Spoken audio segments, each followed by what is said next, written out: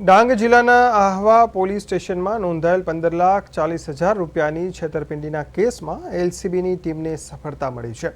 Marketing કંપનીમાં રોકાણના નામે ગણતરીના મહિનાઓમાં રૂપિયા ડબલ કરી આપવાની લાલચ આપી એજન્ટ સંજય રાઠોડે લોકો પાસેથી લાખો રૂપિયા ઉઘરાવ્યા હતા।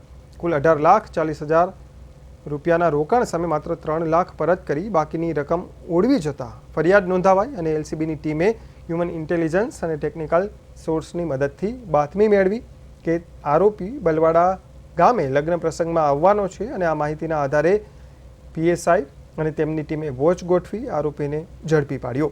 હાલ આરોપીને આગળની તપાસ માટે આહવા પોલીસને સોંપવામાં આવ્યો છે।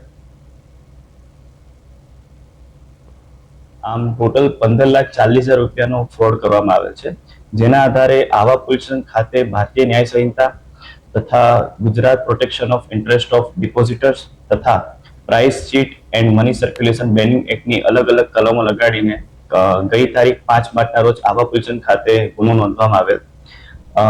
આ ગુનાના આધારે ડાંગ જિલ્લા પોલીસની લોકલ ક્રાઇમ બ્રાન્ચ દ્વારા ગઈ તારીખ 6 માર્ચ 2026ના રોજ વલસાડના બલવાડા ખાતેથી સંજયભાઈ રાઠોડ નામના એક આરોપી એજન્ટની જે મૂળ વલસાડના જ રહેવાસી છે તેની ધરપકડ કરવામાં આવેલ છે।